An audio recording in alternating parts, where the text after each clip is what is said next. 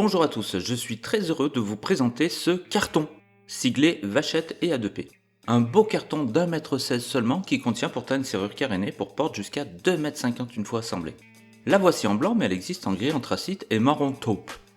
Voici la boîte qui contient toute la quincaille et le cylindre et on voit que dans le carton toute la serrure et le capotage sont rangés sans aucun jeu. Le cylindre sera accueilli dans un protecteur massif de 40 mm de diamètre avec pastille tournante. Ici c'est une version avec cylindre Volt et fonction synchro et 4 clés, mais elle existe avec du VIP+, toujours certifié A2P. Voici une poignée à tirage extérieur doré de la gamme Opera. Vachette a misé sur cette gamme et la série Muse en 2 couleurs pour coller à tous les intérieurs. Mais il reste possible de la monter avec une rosace seule, mais avouez que c'est quand même plus joli avec une poignée, surtout avec une si belle finition. Et voilà la porte cobaye de mon client sympa qui a su attendre un petit peu et m'a permis de faire cette vidéo. Il est commercial chez Wurth, alors n'hésitez pas, achetez chez Wurth. Cette belle porte massive était équipée d'une vieille serrure 5 points qui m'a donné pas mal de boulot de rebouchage. La plus grosse partie du job en fait. L'appartement va subir un gros coup de jeune et j'ai donc dû raboter la porte d'1 cm pour le futur sol et la préparer pour qu'elle soit ensuite mise en peinture au râle de la serrure. Comparé à l'ancienne, il est très appréciable d'avoir un montage A2P 1 étoile sans avoir à percer le sol, même si l'ajout d'un kit haut et bas est possible. Puis j'ouvre le carton et sors les éléments dont je vais avoir besoin. Si la taille du carton est pratique et compacte lors du transport et du stockage, c'est sur le lieu de pose qu'on apprécie vraiment de ne pas trimballer des longueurs de 2,50 m dans des lieux parfois exigus qu'il faut parfois caler verticalement contre les murs au risque de les abîmer faute de place au sol. Je m'attaque maintenant à la pose proprement dite en utilisant le gabarit de perçage. Idéalement, il existe une cote de hauteur de fouille au standard, mais dans mon cas, je m'adapte à l'existant pour que ma poignée recouvre les rebouchages. Je pointe avec une petite mèche, puis termine avec du 40 et du 10 mm. Pas besoin de percer le fouillis dans ma situation, sinon je l'aurais percé à 20 mm.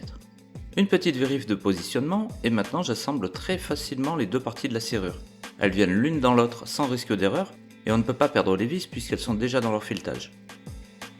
La serrure comme la gage sont en 2 parties seulement, et ce sont les capots qui sont en 3 parties. Le positionnement est facilité par quelques perçages oblongs pour les premières vis, puis ensuite on fait chauffer la Makita car on positionne 18 vis en tout et notamment 3 pour chaque embase de penne, là où on en a besoin. Puis j'installe le cylindre car j'ai envie de voir ce mécanisme s'animer. Il s'installe comme n'importe quel cylindre avec une vis sur le côté, et ouais. Et regardez comme en un seul tour de clé hyper fluide, 4 solides barreaux se mettent en mouvement. La mécanique est très simple dans le coffre, avec des engrenages solides, puis le mouvement est transmis par un système de translation increvable. La poignée est fixée par 2 vis un peu maigrelettes quand on a l'habitude des poignées blindées, mais elles remplissent leur mission. J'assemble également la gâche et, grâce à un astucieux système d'entretoise, je la solidarise avec la serrure. Une petite innovation toute simple, mais qui rend super simple le système de calage. Avant, j'utilisais des cales et des petits serre-joints sur des postes similaires, mais là il y en a 3 dans le paquet, elles s'installent en 2 minutes dans des logements dédiés, c'est franchement top. Ce calage me permet dans un premier temps de tracer sur le couvre-joint ma découpe, que j'effectue très précisément avec l'outil multifonction de la marque bleu-vert, puis me permet de visser, grâce à des trous oblongs, la gâche à sa juste position. De nouveau, 18 vis bloquent fermement le tout. Le pen demi-tour coïncide avec un rouleau réglable qui assure un fonctionnement doux et peut-être plus silencieux que dans une gâche simple. À toutes les étapes, on fait bien sûr quelques essais. On repère maintenant très facilement les différents capots qui ne peuvent être mélangés et on mesure la distance de coupe par rapport à un point de repère. Je me suis servi des vis de fixation les plus basses et pour le haut directement sur la porte. Ils sont bien rigides, fabriqués dans un acier de qualité et revêtus d'une peinture qui me paraît bien solide. Un disque fin permet une coupe précise qu'on ébavure ensuite à la lime. Je n'ai pas filmé la pose des capots haut et bas mais c'est simplissime. Puis on vient mettre la partie centrale qui recouvre légèrement les autres. Les perçages tombent bien en face des filetages et ce n'est pas pour rien que je dis ça car on a parfois des mauvaises surprises. Le demi-ensemble sur rosace se visse à l'aide d'un habituel système d'embase sur laquelle vient se clipser la rosace décorative. L'effet inox de ce design Muse va particulièrement bien avec le gris anthracite.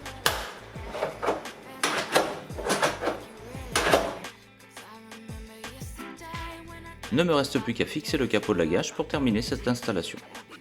Alors, mon avis sur ce produit. Il est très qualitatif et me paraît suffisamment résistant pour mériter son A2P 1 étoile. On pourrait d'ailleurs espérer une version 2 ou 3 étoiles un jour, pourquoi pas. L'innovation majeure, c'est son encombrement qui permet un stockage, un transport et une manutention sur le chantier très facile. En plus, on peut avoir un kit de réversibilité si on veut transformer une gauche en droite et vice versa. Le système d'entretoise est parfait, comme quoi les meilleures innovations peuvent parfois tenir dans un tout petit sachet en plastique. La modularité et les designs s'adaptent à tous les intérieurs comme les extérieurs. On peut également l'avoir sans protecteur de cylindre et sans A2P du coup bien sûr, pour coller à certains besoins. Oui, je fais un selfie avec une serrure, et alors? Je mets en avant Kojé Ferme car ils ont vraiment misé sur ce modèle et m'ont eux aussi proposé de l'essayer.